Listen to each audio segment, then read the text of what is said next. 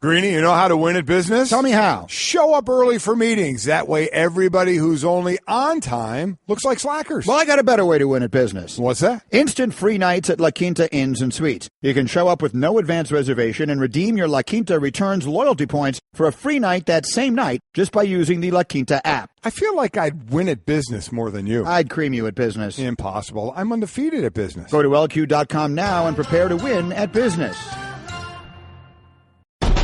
This is the Best of Mike and Mike podcast. Subscribe now by going to the Listen tab in the ESPN app. The Best of Mike and Mike. It is Mike and Mike on a Monday morning. I'm Dave Rothenberg, and this man I think we're all familiar with. I'm back. How are you? I'm doing well. Had a wonderful trip to Vegas, which I do want to talk about. It had to do with the Gridiron Greats.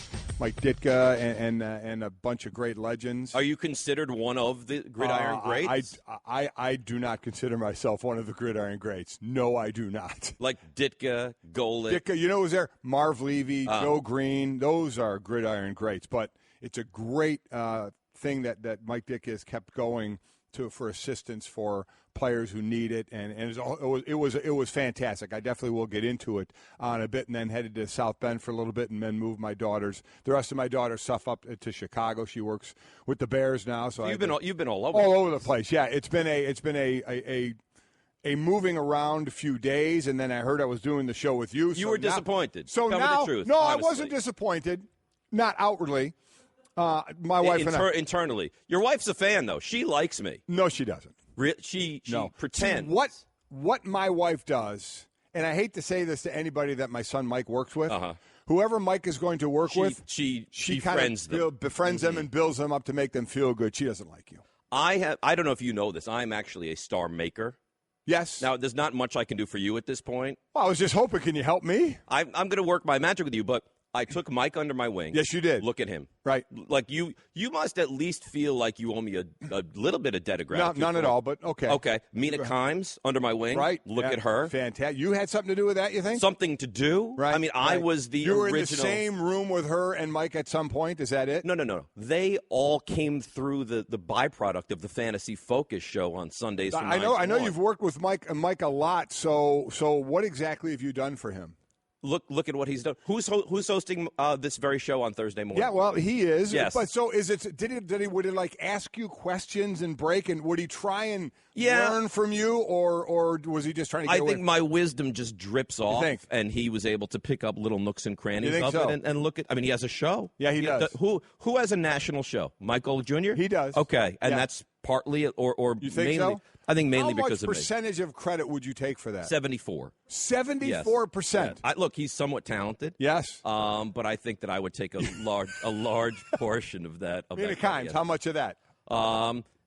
You know what? She's lovelier than Mike. Yes. So I will only take 50. Okay. For her. Wow. But I think that I've contributed, and I think that they finally recognize. Wait a minute. This one gentleman, Dave Rothenberg, is leading everyone to very high levels. So obviously you are. They're raising you to the highest levels. Look where you are right now. Where am I sitting right now? So does this mean that because you're in that chair, you're in Greenie's chair, that you're going to have to make outlandish comments? I don't know things yet. like that. I don't know. This is the beginning stages, and let me get my bearings. Kind of work into it a little They bit. put makeup on me today. They did. Is this the first time you've ever done? No, makeup I've had makeup before. You have, but you applied it yourself though. I have. No, actually, I've done some TV work where they put some makeup on. But I would, this is. Let me get my bearings. Let me see where we are. Let me become comfortable. I just hope I can live up to the likes of my son, who have you worked with many times. He's terrific. He's a great kid. I'm being serious. I'm a little nervous. Thank you. I don't blame him. Are you a touch nervous? Me? Yeah. I'm really nervous about where the hell this show's going with you. Oh, yeah, we're going big places. Yeah. We're going. We have so many guests. Yeah. I can't even tell you. We really do. A lot of guests. Yeah. I'm very excited for each and every one of them. I'm sure you are. Yeah. I'm just going to avert my eyes when you try and hit the buttons and stuff and just pray that it all works. Can I ask you a question? And I know we're radio or TV, but why are the buttons behind me? Like I now have to dip around to hit Greeny asked buttons. the same question years ago when we went down into this studio, and we had a lot of meetings, and then we had meetings to have other meetings about where we should put everything. Yes. And you ended up, you have to do oblique work to get to that. Yeah. Now, Aaron Hicks, Yankees outfielder, just went on the DL with a strained oblique. So there you go. He could not sit in that seat right now. So he couldn't host the show with you. Could not. Could he make your son and Mina Kimes into stars? Could not do it because he can't twist. So you see what I've been able to do? Mike and Mike brought to you by Progressive Radio. We have a lot to do. I'm going to hit my first button of the day. Okay. Yeah. Are you ready? Hang on a second. Okay. Turn around. Give it a go. Off the top. Nice job out of you. See how the music starts playing and everything music. goes in? We can talk over said music? Absolutely. Great. All right, now we go off the top? Yes, Is that we what we do? All right, it. I'm new here, so you're going to have to make me a star for an hour. And after off the top, every I hit it again. You hit it again. Turn around, oblique issues, hit it that's again. the workout. All right, Dodgers win their 10th straight by defeating the Rockies 12-6, marking the first time since the club moved to L.A. from where? From where? From Brooklyn. From Brooklyn, Yeah, yes. in 1958. They trailed by 5 or more runs and won by 5 or more runs. That's courtesy of Elias. Cody Bellinger, he's not terrible. I'm going to tell you a quick story about Cody Bellinger. Okay, go ahead. So, I'm one of these nerds that plays fantasy baseball. Yes, you are. That plays fantasy baseball. Yeah. Okay, Well, all right. You didn't even let me finish the sentence. Okay, but I agree. Okay, I'm one of these fantasy baseball nerds, and I was competing very high level, right, big league, and Cody Bellinger became available, and he had like 3 home runs in the first week, and I said, then you start to read about these guys, and all the reading I did about Cody Bellinger was he's not going to play very much. So you don't need to pick him up. I was like, you know what? I'm gonna pass by on Cody Bellinger. You passed him. Yeah, because he wasn't going to play very much. That worked out well for him. And now he has like 1,400 home runs. He absolutely does. Yeah. He does have 403 home runs. You're exactly right. Yeah. He does have his 6th multi-home run game this season. No one else has more than 4. He is one shy of the rookie single-season record set by Mark McGwire in 1987. And to bring up your Brooklyn Dodgers, this is the first time the Dodgers trailed by 5 or more runs and then won by 5 or more since May of 1951. Braves against the Brooklyn Dodgers. How about that? Goes back a very long time. That's a very long time. Now, 1951 was the Bobby Thompson year that Bobby Thompson hit the walk-off home run. That year, did you get your driver's license? No. Okay. No, I'm much younger than you. All right, I know I you may are. look older, I but just I'm much. thought Now I'm going to turn around, oblique Yes, you are. work, Do it again. and I'm going to hit it again. Off the top. Nice job. Yeah. Took a second time. Right. Final round of the Travelers Championship. Jordan Spieth defeated Daniel Berger in a playoff for his 2nd PGA Tour win of the season and 10th of his career. How about what he did? The 18th, he was in the sand trap on 18. He had to get up and down just to get into the playoff. So he went in the bunker, got up and down, knocked it just a foot or two from the cup, and then in the first playoff hole, knocks it at 22 minutes later. Knocks it into same bunker, the exact same bunker, and he holes it from there. But the reaction was the greatest. It was fantastic. Listen, greatest golf reaction ever, yes or no? Oh, he throws his club and he does the high chest bump with his caddy, who I feared when he came down because he was on kind of angled ground. I thought he was going to blow his knee out, which we've seen happen. Like a Martin Dramatica. Yeah, so I was happy that didn't happen. But let me get you to this. This is amazing. Mm-hmm. The professional career to this point before turning 24. Let's compare him to Tiger Woods. Okay. Before turning 24, Tiger won 15 events. Spieth has won 10. They're the only two to have 10 or more. Woods was in 70 events. Spieth, 112, so 42 more events. Tiger missed 1 cut in that time. Which is amazing. Spieth missed 16. They each have 2 major wins.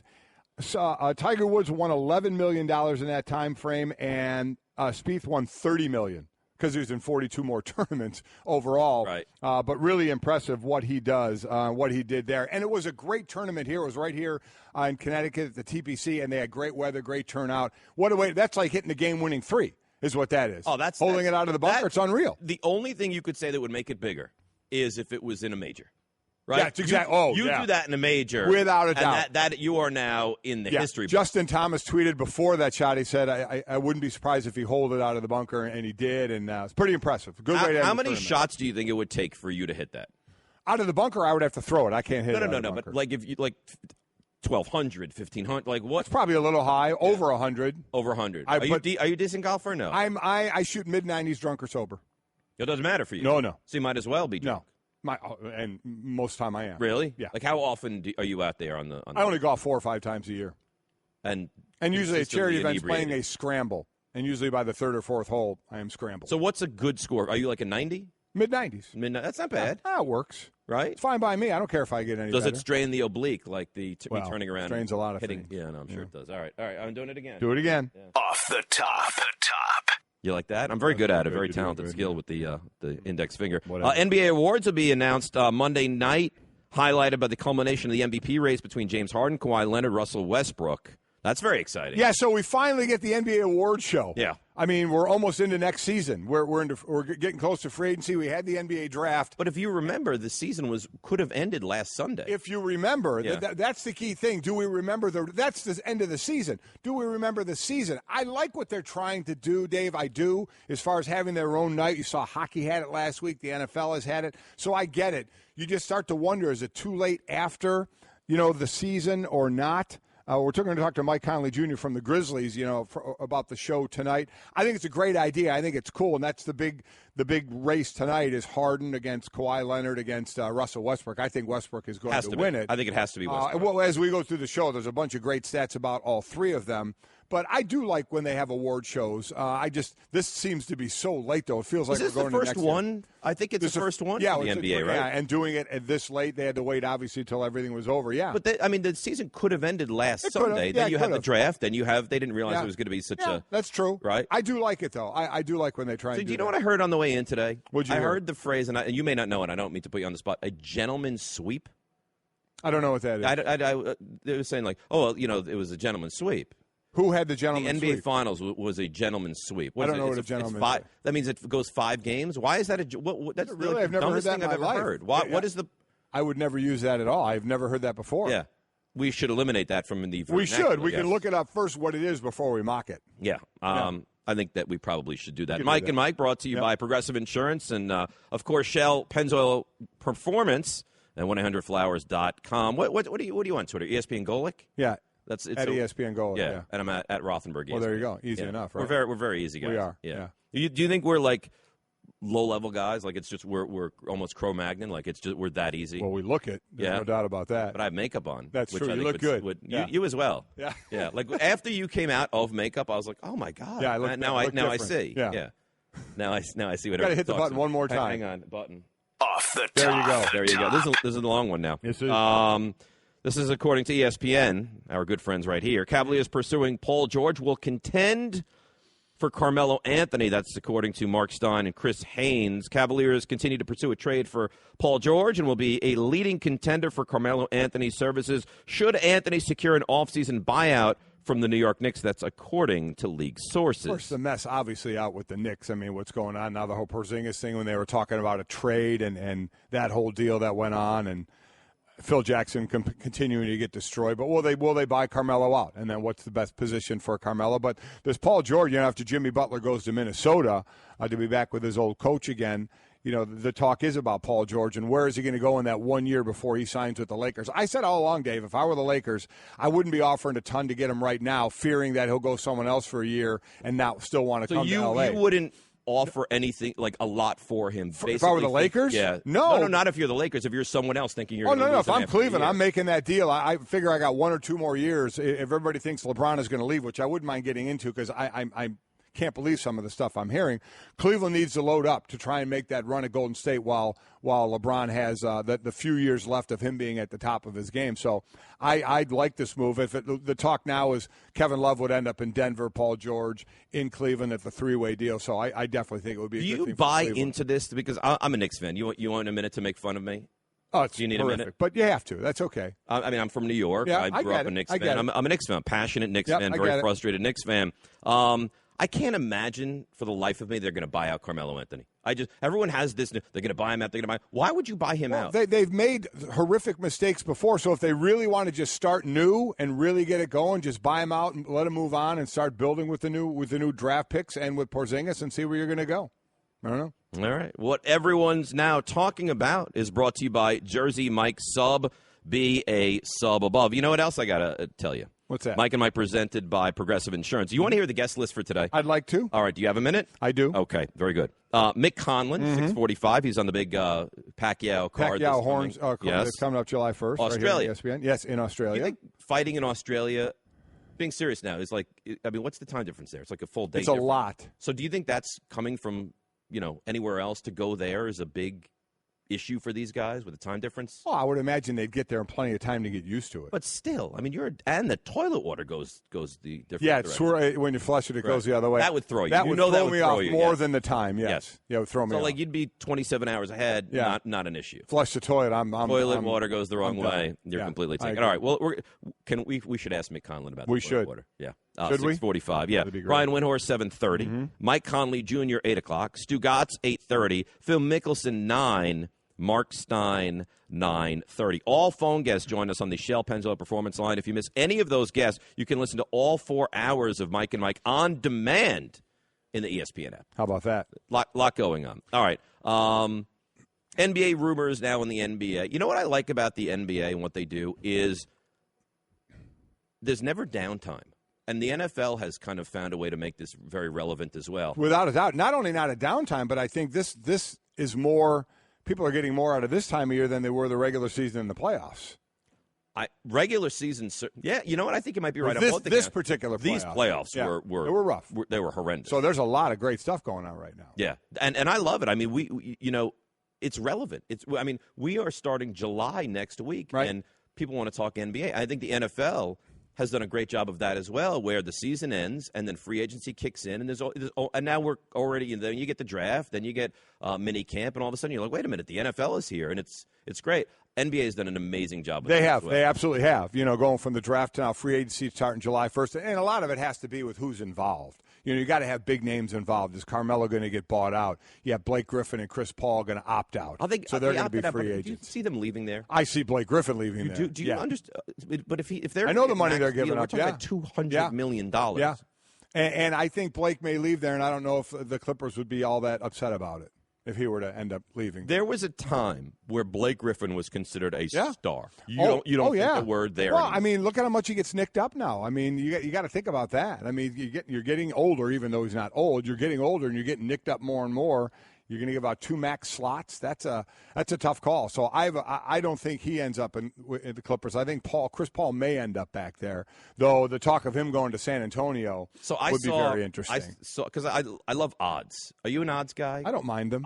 You're not opposed to odds? Yeah. I love odds, and I saw something last night. There's like one of these bookmakers somewhere, and the odds of Chris Paul winding up in San Antonio are better than staying in LA. Are they? Clippers? Yes. That wouldn't surprise me, and I guess that aren't we all? Isn't that what we're doing right now? Is we're hoping, because if everything stays pat, then we're just probably looking at what we saw last year, and even after all the changes, we may be looking at it. But at least if there are significant changes, there's new hope. Who's going to knock the bully off the block, right? So if Chris Paul goes to San Antonio, now what do you start thinking? Oh, Chris Paul is going to a team that was beating Golden State by 22 before Kawhi Leonard got hurt. Now Kawhi will be back. See what goes on with LaMarcus Aldridge. Now you had Chris Paul. Paul George, if they trade, he comes to Cleveland. Right. Okay, Kevin Love's gone, but Paul George can play some big-time defense, and that's what they need to help against Golden State. What could that do? So at least, I don't know if you get new hope or not, but at least it's different hope to hope that someone can knock off Golden State next year.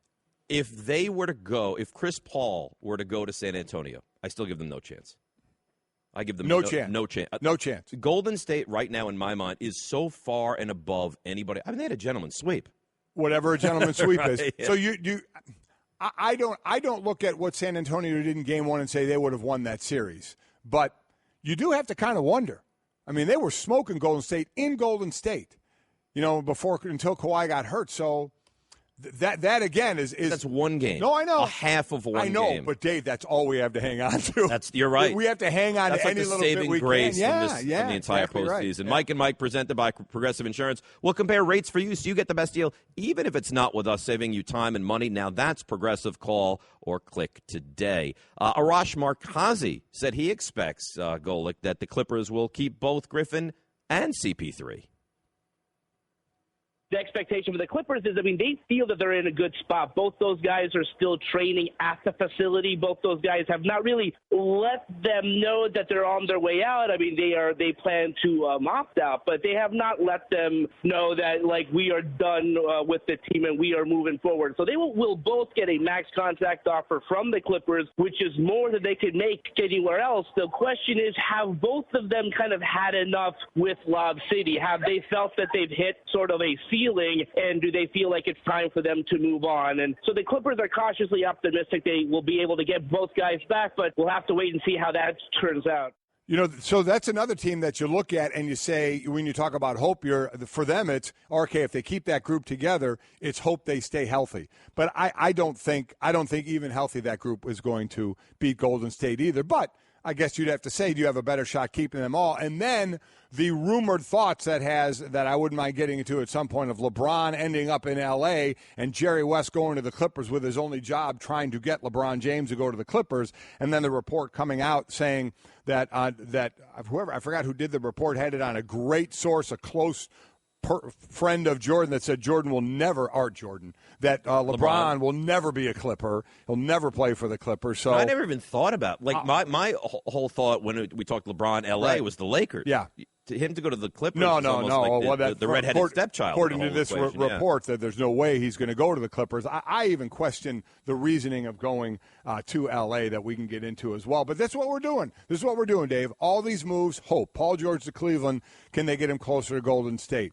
Chris Paul to San Antonio, would that help? If they all stay in to play with the Clippers, what does that do if they can stay healthy? Can they compete with Golden State? I'm with you. I don't see a whole lot right now going on. It's not going to change. That's going to change. We're going to go into next season, and you're going to have the same exact thing. Yep. You're going to have Golden State. You're going to have Cleveland. They're going to run their way through, and they're going to meet again in the finals. And unless something changes dramatically, happens, you're going to see the same result next year. It's tough not to think so, which such a great offseason. It's a shame that you just go through everything forward and say, we're going to get the same Do you like thing. it? Do you like this team that's so dominant? I don't mind it. Listen, makes the rest of the NBA irrelevant. This is not the first dominant team we've ever had in sports. We all heard of the Lakers in the 80s, didn't we? And even the Celtics and what they were doing. But here's the difference. The difference. They didn't add. They weren't winning titles and then adding the second best player in the world to those teams. Yeah, but you know what? Golden State still doesn't have as many titles as the Lakers do in the 80s. Not yet. Or overall. Not yet. So, not yet, but they don't.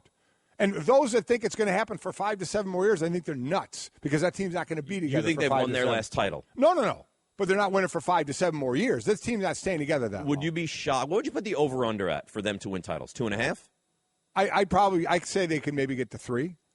You'd be surprised if they got to 5. They got yes, because the team's not staying together. No. Not for that long. The best of Mike and Mike. Dave Rothenberg in for Greeny. Mike Golic, you're back. You feel good? You feel I'm back. I feel good. Yeah, I'm back and better than ever, as they say, and as we say on this show. And good to hear, obviously, from our listeners and our viewers again on the 100flowers.com Twitter feed. A lot of tweets coming in early already. I love this one from Kevin. How petty are Major League Baseball players? Jordan Spieth flips his club and chest bumps, and it's celebrated. You flip a bat in baseball, and you're going to get thrown at. I don't know if that's a direct comparison. It's not exactly the same. But it's a pretty good one. It's a pretty good job out of Kevin for bringing that up because I get tired of that whole thing in baseball. You want to hear a really nice one? This is a delightful one. Is this from Penske? Yeah. Well, he's a nice man. Yeah, whatever. Yes? Penske tweets in, my day is made that Rothenberg is on Mike and Mike. Let me tell you what, if your day is made for this, you have very, very low bar. No, why do you see that? Look, low these bar. are people that have followed my career from the infancy stages. Right, I'm now you should take credit here and be proud of yourself. Why is that? People look at this as the pinnacle of sports talk radio. No, I do. Right. I don't know what it'll be considered after today, but, So you think there's a chance that I single-handedly just destroy this show? Oh, there's a good chance. Good chance. There's a good chance. No, when you heard that I was with you, were you, oh my God. I was like, wow, we went, Really? No. Because your son wasn't around, because your son is having a sleepover at Kyle Rudolph's house. Yes, he is out in Minnesota. Very true. Yeah, he is doing that. Next tweet, and this is to you. A gentleman's sweep is when you let a team win one so you can win on your home court. # gentleman's sweep. I don't buy into that. Okay, I don't either. Someone also sent the Urban Dictionary, and the Urban Dictionary definition makes no sense. Here's the Urban Dictionary gentleman's sweep. When a team wins a playoff series but loses one game in the series, a team is said to have let the other team win one game before sweeping them. Well, you don't sweep them if you let them win a game. Right. It's no longer a sweep. So you're kind not of the definition of an them. oxymoron. Yeah, right? Yeah, that's exactly right. But so I think it's more of what you just read. If you just let a team win a game, so hey, you can go win in your home court, possibly like that. So we'll see. And then another tweet asked, "Welcome back. Did I have a cigar with Mike Ditka?" If you're with Ditka, you have a cigar. Now, are you a cigar guy? I'm a cigar guy when I golf, which is not many times. So you're a cigar and an alcohol guy when you golf? Oh, yeah. So you're just you're like on a bender when you golf. I have a cigar in one hand, a can of beer in the other, and I'll find a club at some point and when I need it. That's the third of the most important things when you're out on the court. Yes, yeah. Absolutely right. All right, that's interesting. I like those tweets. Those are nice tweets. Yeah, they are. Now, there are some stories, Golic, that you have to hear to believe. Introducing 30 for 30 podcast, all new stories from the producers of the acclaimed 30 for 30 series. Subscribe now in the Listen tab of the ESPN app or Apple Podcasts. I will do that. Okay, let me give you some thoughts about LeBron, because this is starting to really take over the talk. We have the immediate offseason right now of obviously, is Carmelo going to get bought out? Chris Paul and Blake Griffin, they opt out. What's going to happen with Paul George? Where's he going to end up? So it's going to define next year's season. We know LeBron is going to be in Cleveland for next season. And then I don't know where you are with some of these rumors and reports that people are taking to the bank that first, let me address the one about the thought that after a year or so that he is going to want to end his career by teaming up with his banana boat buddies. Can I just for a moment? Can you define the banana boat buddies? I'm not. Chris Paul, Carmelo Anthony, Dwayne Wade. I don't. They were on a banana boat together. You know the picture when they were on the boat together all vacationing? Explain it to people. I'm serious. I don't know it. Oh yeah, there's a picture. I was all over social media when they did it. The four of them on a banana boat together. It's Wade, Paul, Carmelo, LeBron, and Carmelo. Yeah. And then the aging stars. Yeah, and then the NBA. thought of these guys playing together, which would be in a couple of years, right? Are you kidding me? Well, Dwayne Wade's going to be how old? Dwayne Wade, their ages right now are Chris Paul and LeBron are 32, Carmelo 33, and Wade is 35. So the thought that these four are going to hook up somewhere in a couple of years, if it's after next year, so in 2 years, what their ages would be, take what I just gave you and add a couple. And to think that they're going to play on a team together, and and that's going to be something to watch. I mean, are we kidding? Aging veterans at that point?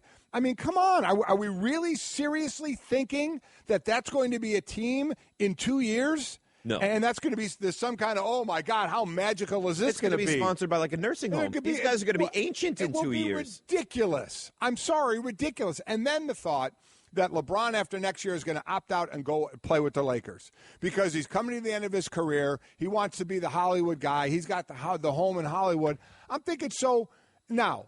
The thought is you could build a team. I don't think that's ridiculous. After this year, you can get Paul George out there as well.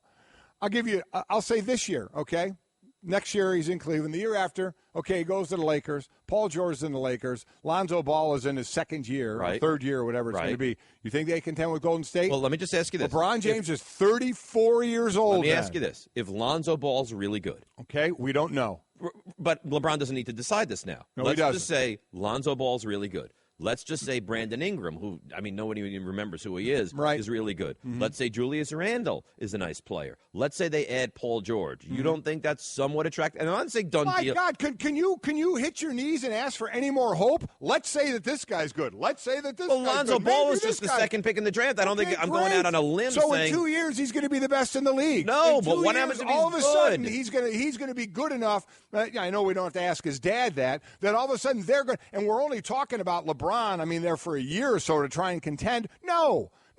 Talk about hope upon hope. He can stay in Cleveland and be in the finals for the next 3 years. But going to the finals and losing, people put a negative on that. It's better than going to L.A. and hoping upon hope that three guys you just mentioned turn out to be decent players so that he and Paul George don't have to do everything there, and they're going to get to 10 with Golden State. So you expect him to stay in Cleveland? I don't know why he wouldn't. You know what's there? You know what's not going anywhere? Hollywood. You know who doesn't have to be in Hollywood to be Hollywood? LeBron James. LeBron James could live in the smallest city in the country and still be the larger than life. I agree with you, but I think he wants to win, and if he looks at L.A. as the... No, You think he's going to finish his career in Cleveland? I'm saying he has a better chance to get to the finals and beat Golden State by being in Cleveland than by being in LA. Can we see how it plays out a little bit, too? Can we see what happens with 1 Kevin year. Love? Yeah, we can, sure. But and do they turn that into another player? Even if they get Paul George,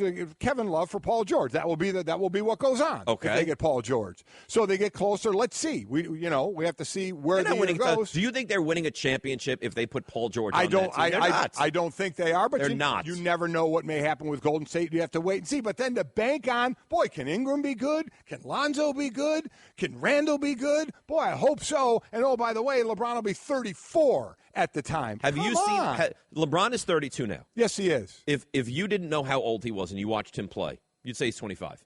I would. He plays like a young but guy. Dave, age comes up quickly. When you play as much as he does, it ramps up. So a couple more years, I think, where he's at the top of his game. And then everybody says, okay, he'll go to L.A. and he'll step back a little bit and help all the other guys. Well, you're still putting hope on hope of those other guys for the Lakers, who last I checked, a couple of them have been there already, haven't they? The young guys? Sure. Are we talking budding superstars with any of them? No, because it's too early. So to put the hope on hope of that, but more importantly, Dave, the reason of people saying he wants to go finish in L.A. because that's where he wants Hollywood and all that, that's ridiculous. To me, this guy's focus is so much on basketball to think that he needs to be in L.A. to worry about Hollywood in his post-career. I agree with you on that. He doesn't need to be in L.A. for that. Now, if they were to add, say, a Paul George in Cleveland, right? Do you look at them and say they are closer? Yes. Do you look at them and say they're right there? Like, what are they in your mind? What is the object right now for them? Is to beat Golden State. Yeah. Paul George can score offensively. Is he a better defender than Len Love? 100%. Then right there, you're better off. Well, you're looking about getting better. And I know Love grabs a ton of rebounds. I get all that. I understand. But guarding defensively, is Paul George better than Kevin Love? Yes. Then they're better. Then they're in better position to beat Golden State if they have a better defensive player. And I know Dan Dockich, and we'll play his sound, he has some issues with George. Oh, he sure He's does. more of a sayer than a doer, but he's still a better defender than Kevin Love. You're right. They need better defenders, and we know he can score offensively. Now, I may not get the rebounds Kevin Love does. I know they have that will have that issue, but you're looking for players to come to help you beat Golden State. And Paul George would give you some help there, especially defensively. I don't know that they get by Golden State. I think he makes them better. I agree with you, but I don't think that they're a better team than Golden State. All of a sudden, LeBron going to L.A. to play with Paul George and the three youngins, all of a sudden they have a better chance to beat Golden State. All right. Let's take a listen to Dan Dockich. He was on the show last week, and he had some thoughts on how good Paul George really is. Paul George started on a path to become a great. And then last 2 years, what Paul George has become is a guy that's trying to talk his way into superstar. It's like there's a book that says, okay, this is how you act as the best player on an NBA team. Like Kobe's way of acting was get up at 4 o'clock in the morning, go work out, and be a crazy, fanatical workaholic and hold teammates accountable, and everybody respected him. George's way is to talk. George's way is to say after the fact really dumb things consistently throughout the year, which is, well, we just didn't play hard. What NBA superstar needs Lance Stevenson on their team? Like George is like, oh, he energized us. We really needed him. We were a dead team, blah, blah, blah. Well, you're the superstar. You need Lance Stevenson. Nobody needs Lance Stevenson except Lance Stevenson's family.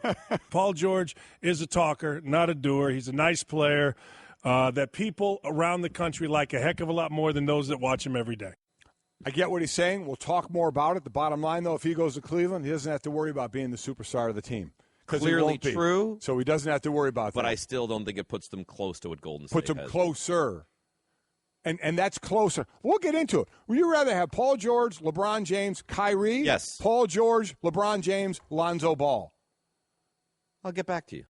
Greeny, you know how to win at business? Tell me how. Show up early for meetings. That way everybody who's only on time looks like slackers. Well, I got a better way to win at business. What's that? Instant free nights at La Quinta Inns and Suites. You can show up with no advance reservation and redeem your La Quinta Returns loyalty points for a free night that same night just by using the La Quinta app. I feel like I'd win at business more than you. I'd cream you at business. Impossible. I'm undefeated at business. Go to LQ.com now and prepare to win at business. All right, it is Mike and Mike, ESPN Radio, ESPN2, Dave Rothenberg in for Greeny. Golic is back from travels. We are, of course, presented by Progressive Insurance. All phone guests on the Shell Pennzoil Performance Line. Vegas, yes, but not for the typical Vegas reasons. No, not for visit. I went to Vegas, and then I went to South Bend, load up some of my daughter's stuff, and then drove it to Chicago. She works for the Bears now, so I had to move some of my daughter's stuff. So that was fun to do, without question, to get her all squared away up there. But Thursday and Friday I was in Vegas for a great event, Gridiron Greats. Was our Hall of Fame inductions there, and Mike Ditka's keeping that going.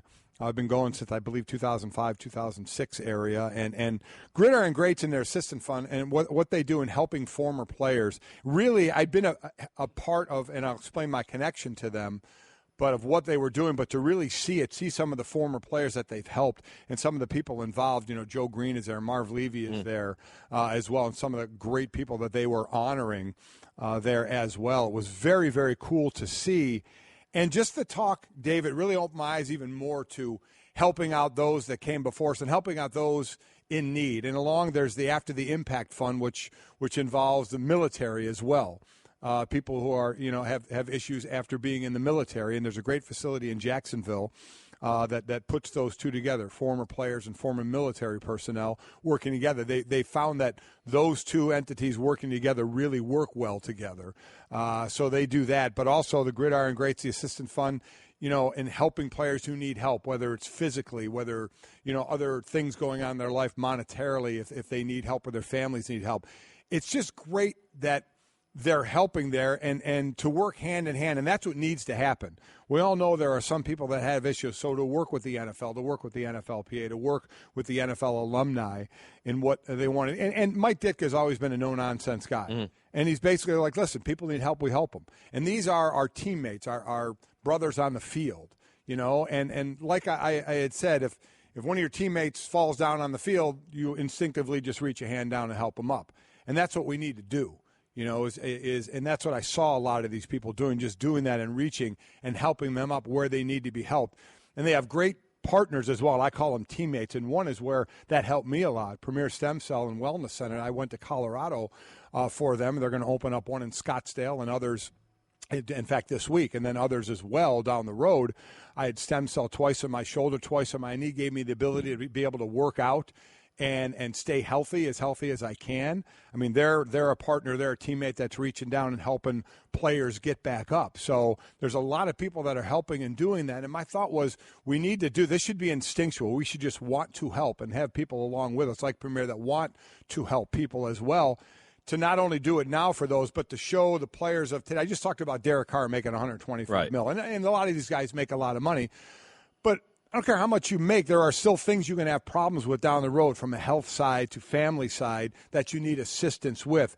And so it's a good way for players now to show the future players, hey, don't forget about the people that came before you. If people have problems, let's help them as well. So it was just an awesome weekend hanging out with all That's those awesome, people and good there. for you. Yeah. And I think everyone would stand up and applaud, because it's great. To be able to give back is amazing. Very, very whatever cool the capacity may be. And speaking of that, Phil Mickelson, PGA Tour golfer, 5-time major champion, joins us here. And Phil, a lot to get into with you, and obviously you're here for a reason today, which we'll get into about the charitable program funded by KPMG, and we want to get into that. But a lot of other storylines with you.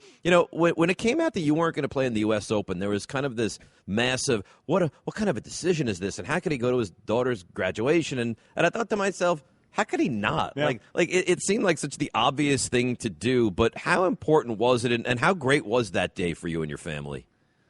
It was a very special day for us. It was kind of an emotional day because she's going to be going off to college. It's tough to see that family dynamic change, and she's going to be very much missed in our family and our household. But that day was special. She spoke. She had an incredible speech. It was very touching. And one of the things that I learned 8 years ago when Amy and I went through some of her health struggles with cancer was that you just show up. You just show up for people. And we didn't even have, Amanda and I didn't even have a conversation about it, because as a dad, you just show up for those moments, and it's something that, as I look back on life, I'll always be appreciative of. I actually watched the U.S. Open most of the time and really enjoyed it. I thought it was some incredible theater. I thought Brooks played amazing. That back nine was just impressive to watch, and it's been 25 years or so since I've had a chance to really watch a major championship like that. I thought it was pretty exciting theater. Yeah, I always love it before a championship start when the fescue gets more talk than anything else. Yes. About they need to cut it down or what they need to do. So how was your, my youngest is my daughter, and she's 22 now, so I went through the graduation thing as well. Did she want your help at all with the speech, or is she like, Dad, I got this, just let me be? Yeah, she was, Dad, I've got this, let me be. I stayed out of it and didn't know what she was going to say, but I was touched and moved by it. It was a very deep speech and talking about passion in life and going after your dreams and so forth, and I just and helping others, accepting everyone, and I just have a lot of respect for who she is as an individual. She's a very dynamic kid. As her dad, I'm biased. I'm going to overdo it with her. She was a varsity athlete in 3 sports all 4 years in high school and captain the last couple of years. She's a school president. She's very proficient in martial arts, as well as working at the Museum of Man in Balboa Park there in San Diego. So she has all these unique things to her that I feel like I just kind of get in her way. I want to take a step back and let her do her thing. She's just a cool person that I love and respect. I would imagine you got a lot more positive feedback than negative from the public. Yes, for that? I was overwhelmed with how positive the support was. I think that most people can relate because so many of us are parents that key moments in life like this, you just show up. I was pleasantly surprised at how much support there was. Yeah, I'm glad it was, because that was obviously the right thing to do. Everybody is allowed to make their own choice, so you can decide right from wrong, but I'm sure there was a lot of people, me one of them, that was completely with you. That was absolutely the thing to do. And so that U.S. Open goes by, and then we have the news that you and Bones, your caddy of 2.5 decades, are splitting amicably, but are splitting. So can you go into as much as you can about what went on with that decision?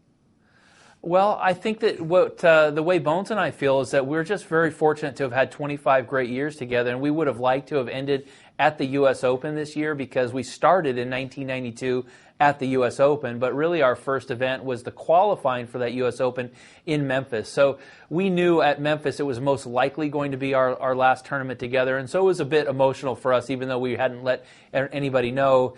We were holding out hope that the U.S. Open would be our last event. But there's really nothing to it. There wasn't any big incident. It was just kind of time for a change, and I feel so appreciative to have a guy like Bones, to have Bones these last 25 years to experience and share the highs in golf, from the tournament wins to the team competitions, but also some of the off-course issues too. You know, when we went through a tough time 8 years ago, the first person to show up was Bones and his wife Jen for us. So I have such a strong affinity to this man and such a love for him.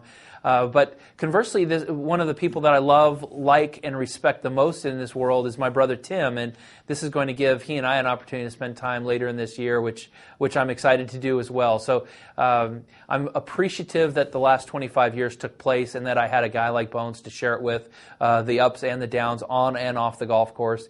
And I'm also looking forward to the opportunity to spend time with one of my favorite people on this planet, in my brother Tim. Phil Mickelson joining us on the Shell Pennzoil Performance Line. About that, listen, I got 2 brothers too, Phil, and we all played football as well. And, sometimes the past just comes up. So is there not going to be a time, when you guys were growing up that's going to come to fruition on the course there where you guys are going to have a disagreement about something that happened in the past? The thing about Tim and I is that throughout our entire life, we've had, first of all, a 7-year difference in our age. And so because of that, growing up, we didn't have that competitiveness. We had more support. And the thing that I respect about my brother the most is that he has been nothing but supportive throughout my career and for my success. And so when we ever have had an issue in the past, we just talk about it.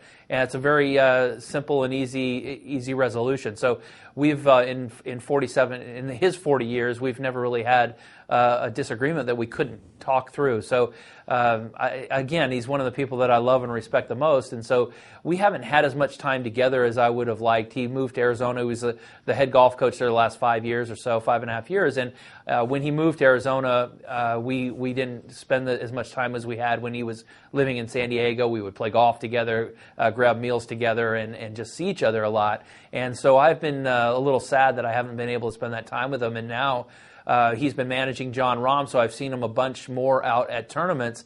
And I'm appreciative that John okayed it, because certainly his number one priority is to continue managing John, who's an incredible player. But we'll be able to spend a lot more time this year, which I'm very appreciative for. I think the key question is, Bones had a one veto per year of your decision. Is your brother going to get that same veto power? Well, that veto, first of all, is non-transferable. And so... But yeah, I think Tim will. But the thing about it is, he just kind of he's seen me. We've played so much golf together that he has a good idea of shots that I can hit, shots that I can't hit, and I don't think he'll use it, but he will have it. All right, Phil Mickelson joining us here, Mike and Mike, ESPN Radio, ESPN2. So today, June 26th, KPMG will be announcing Phil Mickelson's support of the KPMG Future Leaders Program. It's the charitable program funded by proceeds of the KPMG Women's PGA Championship, which is a major championship in women's golf, Phil. It provides college scholarships to deserving young women, and you will be personally contributing to the program and increasing the number of recipients from 16 to 20. Tell us a little bit about this and how you got involved. Well, it's an exciting week for women's golf, because the PGA of America has partnered with KPMG back in 2015 to create this major championship and have it be one of the largest purses in the game and premier events. And then part of this, in conjunction with this tournament, KPMG has put on the Future Leaders Program, which is taking now 36 girls total, 20 each year from here on out, to get them a mentor to help them not only be introduced to the game, but to help them through their college time and better succeed in the business world. And golf is such a great tool in business, because you get to know your clients and your business partners on a 4 or 5 hour fun round of golf, where you get to really learn about their personal needs and their business needs. And this will help these young girls who have really thrived throughout high school to continue down this business path. So it's very consistent with what Amy and I and our foundation has been all about, which is education as being your way out, education as being a way to succeed in life. And this is a great program that does that. Well, it's a great idea. There's obviously the game of golf, and then so much more that it can bring, the ancillary things, and this is such a great thing to help that along. I'll finish up quickly on Jordan Spieth holing out from the bunker in the first playoff hole at the Travelers. And you guys hitting shots out of the bunker around the greens are just amazing. When you go into a bunker around the green, is it the highest percentage of the time you think you are going to knock it in? I don't think that's our first thought. Our first thought is to get it close, but if you get every bunker shot within 2 or 3 feet, the mathematical odds are you're going to make a reasonable percentage in that 4 1/4 inch hole. But the thing about Jordan Spieth that impressed me yesterday was, and I had a chance to watch it, was he didn't have his best stuff the final round. He wasn't striking it as well as he usually does. He wasn't putting as well as he usually does, and yet he found a way to win. He found a way to hit the crucial shot when he needed to. He found a way to keep himself in the round to get into a playoff, and then found a way there to close it out. And the celebration is what was awesome. I think this is going to be a celebration for the ages there. That he leaped pretty high. I have leap envy, I think. I'm not quite able to jump that high. I thought that was a pretty cool little exciting finish rather than the typical golfer's high five. It certainly was exciting, Phil. We appreciate a couple minutes. Have a great day, and thanks for giving back. Thanks, you always Phil. Do. Appreciate it, man. Mike, Dave, thanks for having me on. You got it. Good stuff. Oh, yeah. I don't think him and Bones would have gotten as high in their leaping. So even Phil would have admitted that. Yeah. You were concerned about that. I was. Yeah. You look where they jumped, and then you look where Spieth landed. Now he's young. He's a young, spry kid. So, but he landed kind of on a hill going back down, and Martin Gramatica came to mind. There was a guy from the Lions, I think it was, who celebrated a sack by doing the chest bump, coming down and blowing a knee out. When he came down, he was kind of right by I thought maybe an ankle roll or hurting a knee. I was happy he didn't. It was a great celebration. So when he got up and was able to walk, said, okay, all right, then you took a deep breath. How awful would that have been? You win it, or you hit it out of the bunker, and then you don't see him for the next 6 months? And you're laying there, holding your ankle or your knee or something. Terrible. That would have been awful, yeah. Peyton Manning hosting the ESPY, right. He's giving away his ESPY tickets. Donate to the V Foundation for your chance to win. www.ebay.com/ESPN. I finally, what's amazing? What's that? Really quick, yeah. You've been talking about that Lions guy all day. We finally got the name. Stephen Tulloch. Yeah. Okay. Finally got the name. And I just couldn't remember the name of it happening. I know it happened to a Notre Dame player that I had known as well on a celebration. And you hate a celebration. To get hurt in a celebration has got to be just. And I mean hurt. I mean hurt where you are out rehabbing for months.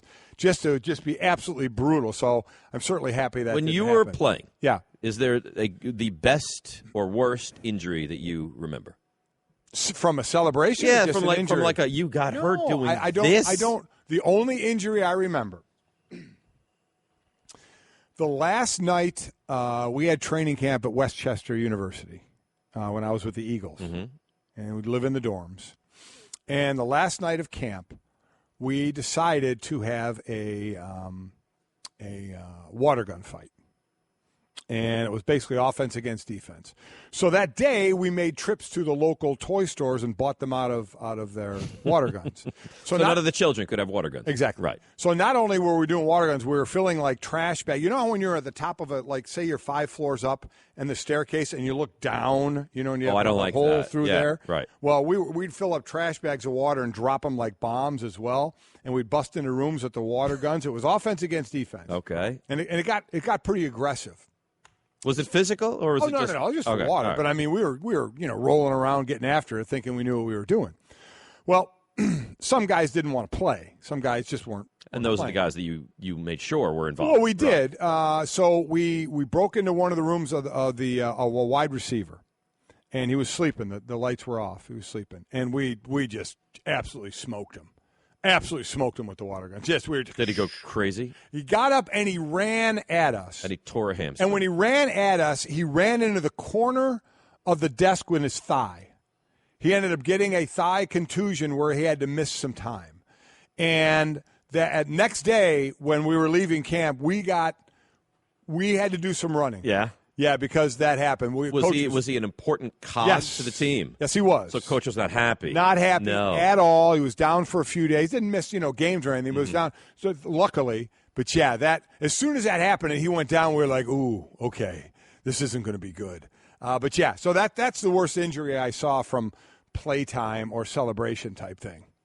I know you've been pining, and your wife suggested that I give you the marathon story. I do. See, I need to hear this. My wife ran the New York City Marathon. Right. My wife has run it 3 times. Okay. Yeah. And I remember when my wife ran it, I wasn't going to run it. There's no way I could do it. No. She's much tougher than I am. I saw her training for it. Unbelievable. She ran it, and I made sure I was right there in the stands at the finish line, ready to greet her and support and all that. This is what people do. So your wife runs a New York Marathon, and I'm sure you did the same thing. Right, except no. So my wife, we're dating. We're living, I guess, in sin before we're even engaged. That's great to know. Really great. Thanks for that part of the story. 13 years later, pal. I mean, it's a successful, very functional marriage. Successful sin living. So we're living together, Upper East Side of New York City, 86th Street and 2nd Avenue.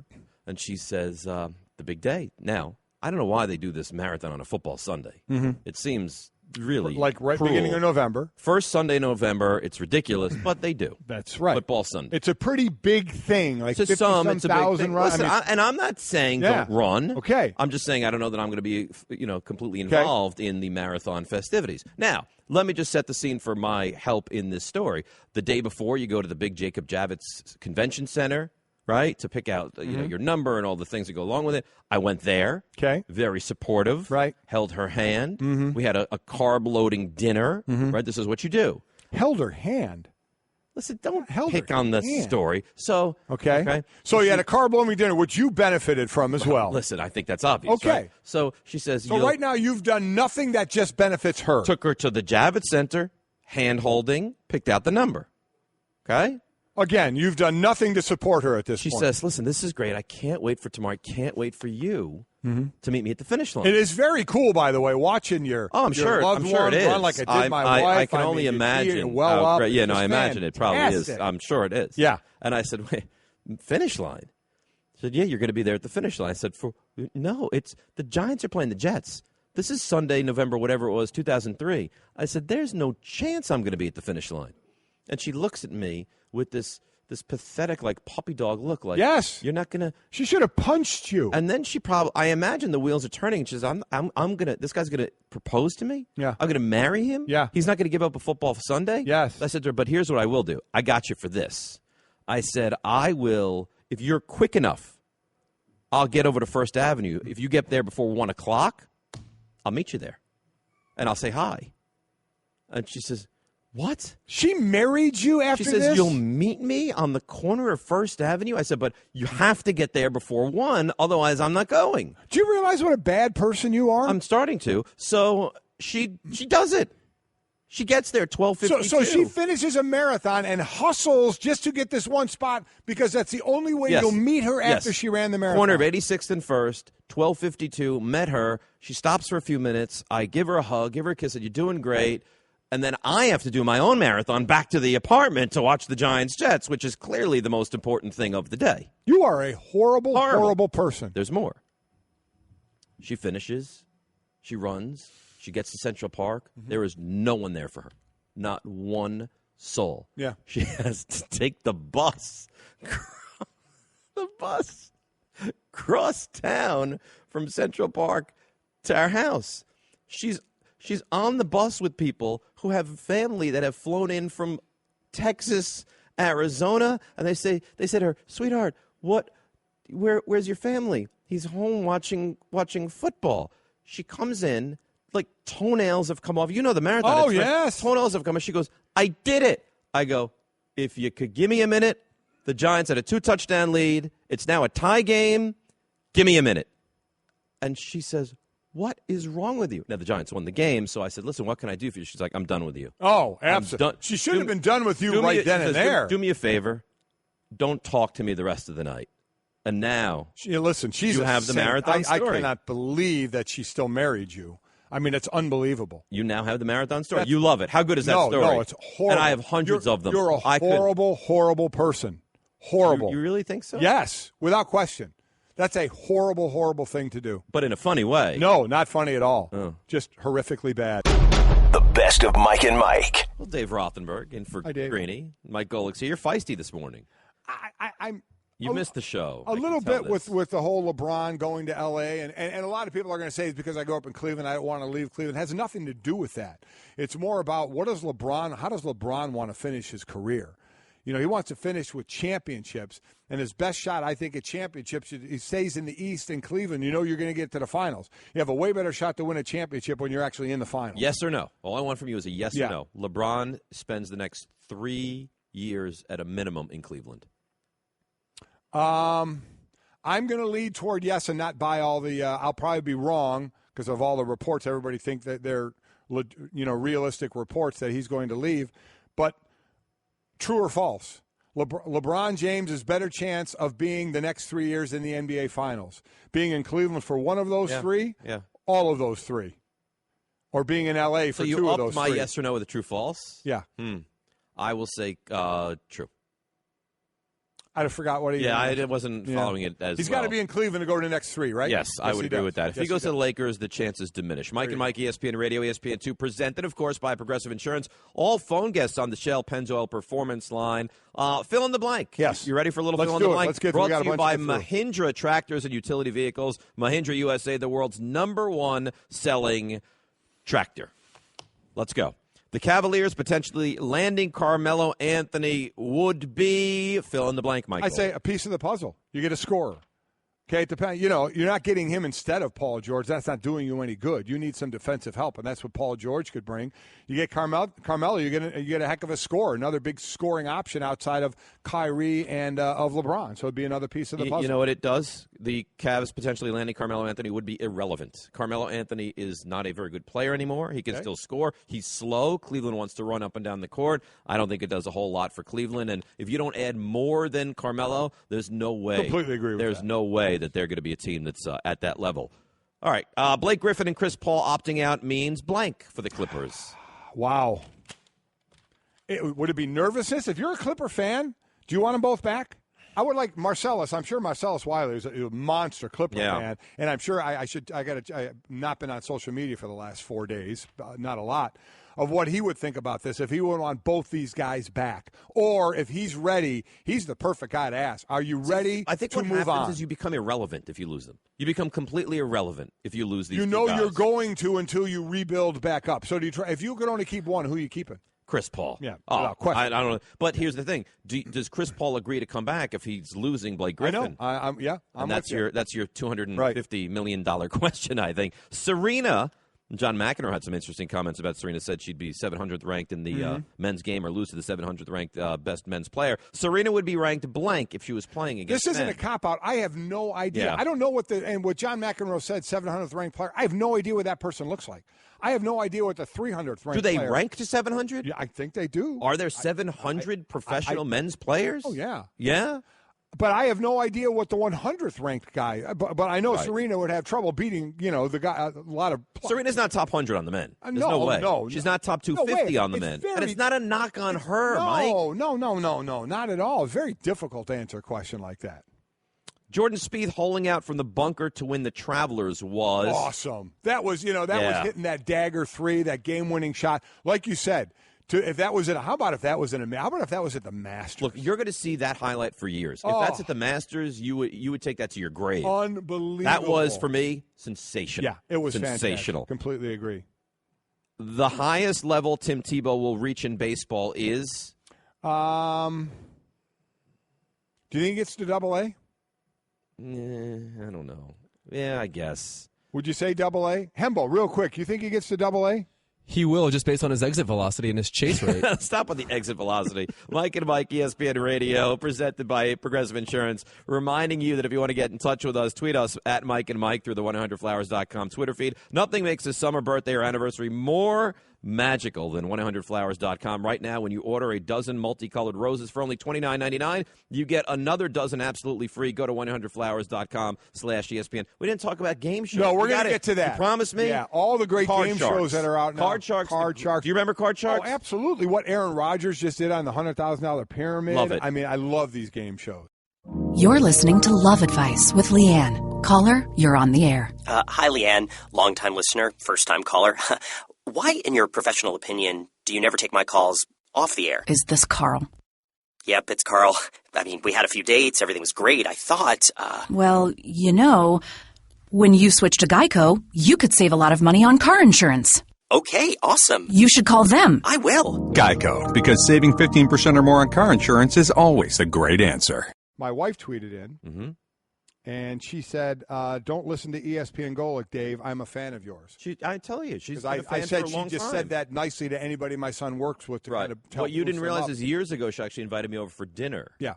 I never have taken her up on No, that you haven't, yet. and I never would have allowed it. So Wait, if I came over at for some dinner, point, she would have had to say, Dave's coming over for dinner. And you would have made and I sure would to go away. Immediately said, Dave who?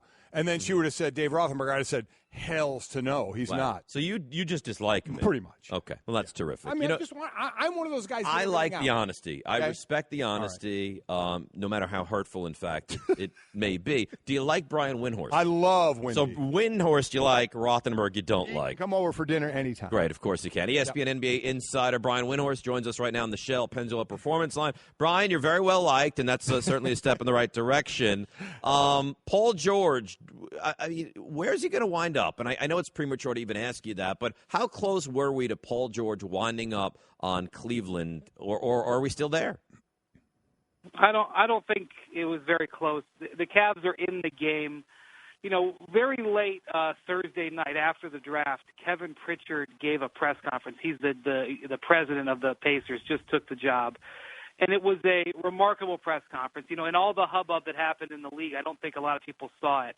But to see him describe the situation that Paul George has put the Pacers in, you could really feel it. He must have used the word gut punch 6 or 7 different times. And what he said was, the reason this was such a stunning blow is that he had numerous conversations with Paul over the last 6 weeks, talking about things that they could do with their roster, talking about things they could do in the trade market, in the draft, thinking that he was devoted to the team, and then all of a sudden to get the curveball right before the draft that they essentially had to trade him. And I think in a lot of ways the Pacers organization is still a little bit shaken. But being honest, when you look at the Cavs, the best thing they have to offer is Kevin Love. But the issue there is that the Pacers aren't looking for big men. They have Miles Turner as their center. They believe he's a franchise player of the future now. And last week they just drafted T.J. Leaf out of UCLA, who's a power forward. So even if they really wanted Kevin Love, it doesn't fit where they're going with their roster. So as a result, you've got to get a third team involved. And anybody who's been around the NBA for any length of time will tell you a 3-team trade is a no-team trade. Obviously they happen, but they fail 99% of the time, and that's why this is a challenge for the Cavs to get done. So with George and telling the Pacers what his plans are, and the Pacers want to get something for him, is there a twist team in this? Is Paul George absolutely going to go somewhere? And could there be I know I was surprised Jimmy Butler ends up in Minnesota. Is Paul George looking, and because the Pacers want to get the best deal they can, looking to end up with some team we never thought he would? Well, the thing about it is, Golic, it depends on the level of risk a team is willing to take, because obviously Paul George has 1 year left on his contract. Now, he has sent out the message via his agent that he will not extend his contract with anybody other than the Lakers if he's traded there. Now, whether or not that turns out to be true is a matter of a poker game, but it certainly affects the offers that the Pacers are going to get. Some people were surprised at how little the Timberwolves had to pay to get Jimmy Butler. Well, that did not put the Pacers in a better position, because giving up a couple of prospects and a high draft pick for a guy with 2 years left on his contract is not going to increase the value of a player with 1 year left on his contract who's promising that he's walking to the Lakers. So, there are teams making bids. The Houston Rockets are aggressive with everybody. The Lakers have had talks with the Pacers as well. The Wizards are in there. But really what this is probably going to come down to is a bit of a waiting game as the Pacers try to judge where their leverage changes. And Kevin Pritchard said, that they're not necessarily pushing to do this now. They'll take it into training camp. I don't think they would prefer that. But right now, their situation is not improving by the day. Maybe if they wait it out and some free agency changes some things in the league, opens some windows, maybe things can change in the next 10 days that would change the kind of offers they're getting. Brian, I got to ask you about Carmelo Anthony. There's been this kind of groundswell all of a sudden that, the Knicks are just going to buy him out and he's going to go to Cleveland and he'll go there, and Paul George, and they'll create this super team. As a Knicks fan, which and I'm somewhat embarrassed to say, but I don't see the Knicks buying Carmelo Anthony out of this deal. Well, we have a stalemate here. We have Carmelo saying he's essentially not going to waive his no-trade clause. He wants to be in New York. And you have Phil Jackson over and over and over saying he needs to go. And so we really aren't anywhere further than we were 2-3 months ago. And for Carmelo, the reason people are saying a buyout is likely or is the ultimate decision here is because Carmelo controls all the cards. And if he doesn't accept any sort of trade, then if the Knicks really want to get away from him, then it's going to ultimately come to releasing him. The thing about it is I don't see that happening in the short term. That's a last resort type of thing that may not happen, if it happens at all, for 6-7 months. So the concept that Carmelo is going to be a free agent in the short term is very unlikely unless he's willing to take a major pay cut and leave a bunch of money on the table, and I don't think that's likely either. Blake Griffin and Chris Paul both opt out, so they'll be free agents come July 1st. We used to play a game here called Either, Neither, or Both. So I ask you those three options for going back to going back to the Clippers for both those guys. I tentatively say they both stay if the Clippers are willing to offer the 5-year contract. I think it's a short negotiation with Blake Griffin if they offer 5 years. With his injury history, he's got to sign that contract, and he wants to remain in L.A. Whether or not they offer is a different matter. We'll have to see. Chris Paul has been talking to people around the league about his intention to really seriously look elsewhere. He's talked to other players. He's made it clear to certain teams that he's willing to listen, the Spurs and the Rockets being two of them. But in talking to people that know Chris, they really wonder if he's willing to leave $70 million on the table. Again, predicated on the Clippers offering the 5 years. It's so much money, the difference between him staying and leaving, about whether it's worth it to him. That's going to be something that's going to get tested out over this next 10 days. And so, Doc Rivers, the coach and president, has been recruiting Chris Paul very hard. He's been sending him trade suggestions. They did a little thing with Paul Pierce where they extended the window on his contract. He's obviously going to retire, but they made an agreement with him so that they can possibly trade him over the next 3 weeks. They're throwing everything at the wall to try to figure out how to make maneuvers with this team. But one thing I think is certain, they're going to lose J.J. Redick. J.J. Redick is as good as gone.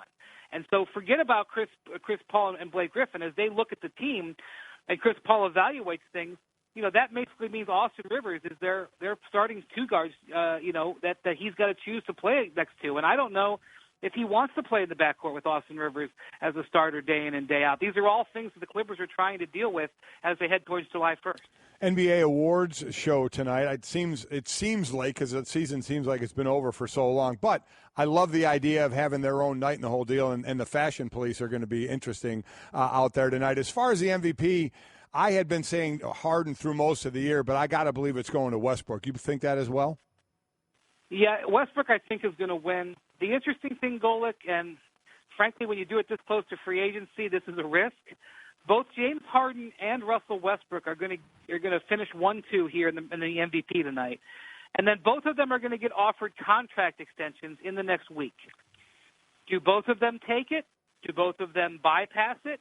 Do both of them wait? I mean, what happens? To me, the interesting thing for them is they're going to have to answer questions. I assume at some point they're going to take questions because they're first and second in the MVP. They're there. What are they going to say? What is Russell Westbrook going to say when he is asked tonight whether or not he's going to sign this extension offer coming from the Thunder? Because it's going to be a $200-some million contract, the richest contract in the history of the NBA, the offer he's about to get. But if he doesn't sign it, all of a sudden he's in the free agent market potentially next year as well. And so it's going to be this incredible ebb and flow. Never have we ever had a situation like this where we have not only the awards given out, but guys given these awards, potentially super high moments for the histories of the franchises, and then immediately asked about whether or not they're going to recommit to the franchise. We've never seen that on the timeline. And James Harden is a little bit different. He has 2 years left on his contract. The Rockets want to make sure he's locked down for basically the rest of his prime. But it's a fair question for him, too. All right. Good stuff. Yeah, we're looking forward to it. Brian, we appreciate a couple minutes, man. Enjoy the NBA awards tonight. Take care, guys. And that is interesting, having those guys see if they're going to commit or not, and the money that's out there is ridiculous. So Clippers, by the way, by average age, were the oldest in the league last year, and if you bring those guys back and max them out as well, not getting any younger what there. production do you think you're getting from Chris Paul at the end of a $200 million deal? Well, at the end, I mean, they're obviously doing this. Baseball is the worst of it, giving out those 10-year deals where the last 5 years are nothing. Even in these, I mean, Chris Paul's 32 now, so you're looking for obviously the most of it right now to try and get that championship now. But what are they? I mean, that's the thing. You're going to spend hundreds of millions of dollars to do what? So everybody has get to the second round? Everybody has the decision to make. How long do we keep this going to try and build a team to battle against Golden State, as opposed to when we start getting rid of those pieces to kind of, retool to go after them. I mean, that now they have Jerry West with the Clippers now as well. Do you think that because Jerry West is so smart? Yes, he is. Do you and think he's done he looks at things things and says, you know what? I'm thinking long term. Well, I don't want Paul. I don't want Griffin. I'm not winning with those guys against Golden State now. We'll find out. Brian Windhorst seems to think the max deals are going to be offered to those guys. And the NBA is doing the only thing they can do, or the only way they can stop players from jumping to make these, quote-unquote super teams, is offering more money. You get to that Supermax deal where you can make $75 million more. At the end of the day, money does talk, even when you're talking about hundreds of millions. That much money, though? Like you can't spend that much money. No, it's unreal. Unless you're MC Hammer. You don't need that much money, do you? That much money. No, you don't. That was probably a low blow. I apologize for that, MC. The best of Mike and Mike. Dave Rothenberg in for Mike Greenberg. Golic is back from his illustrious vacation. Mike and Mike, ESPN Radio, ESPN2, presented by Progressive Insurance. Time now for Straight Talk, brought to you by Straight Talk Wireless, best phones, best networks, and no contracts. Derek Carr is a very wealthy man. Not NBA wealthy, mind you, but still a very wealthy man nonetheless. Yeah, isn't that amazing? Yeah. He signs a deal. As I always said, in the NFL, you don't look at the last number. That's good. You look at the guaranteed number. Right. In basketball, whatever the deal is, that's the deal. Guaranteed. You're locked in. Baseball, too? Right. For baseball, it's exactly right. In football, it's the guaranteed money. But $125 million deal. He is, as far as young quarterbacks that you're looking to get a franchise going with, he is it. There's no doubt about it. And the timing is right for anybody that wants to complain he doesn't deserve to be the highest paid. It's the way it works in pro sports. Timing is everything, and he got it. And I was just in Vegas. Mark Davis was actually out there. I was out there for the Gridiron Greats, what Mike Ditka is the head of, and I'll get more into that. Mm-hmm. But Mark Davis, and on behalf of the Raiders, donated $25,000 to that on the couple nights I was out there. And Reggie McKenzie, their GM, former linebacker great, was there as well. I was speaking with him for a bit about the money going out now and signing Derek Carr. And, we were talking a lot about that and their move coming up, but I think it's a great signing. That's a guy you want to lock up. Look at the pieces on that team are Khalil unbelievable. Mack and he, Amari Cooper, their offensive line is elite.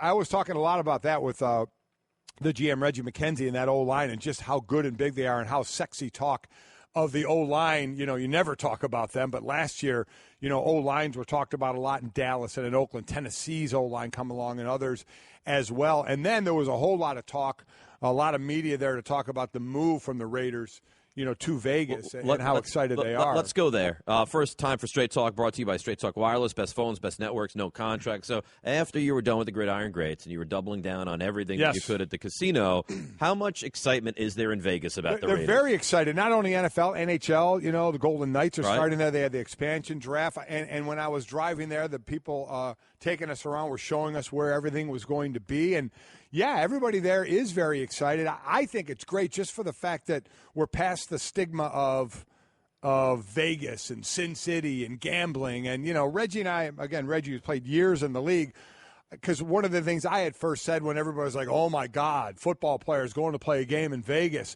and going to be in Vegas by the Strip and all the strip clubs and everything. I'm like, they can get that anywhere. They can go now, a traveling team, their home team. They can go to all that stuff. How about guys that have to live there? How about the guys on the Vegas Strip? Wait a minute. Do you think anybody's going to live on the Strip? I don't think anybody's going to live on the Strip. On the Strip. And, oh, by the way, anywhere in the country, you know what there are? There are those kind of places that you could live by and go. Yeah, there are those places, but not to the extent and the elaborateness that Vegas has. Really? So they're way more elaborate there than everywhere else in L.A. or New York? You can't walk down the street without, And you can walk down the street, and you know what you can also do? You can walk past them. So we're to think that, well, listen, some people certainly will give in to the temptation. Dabble.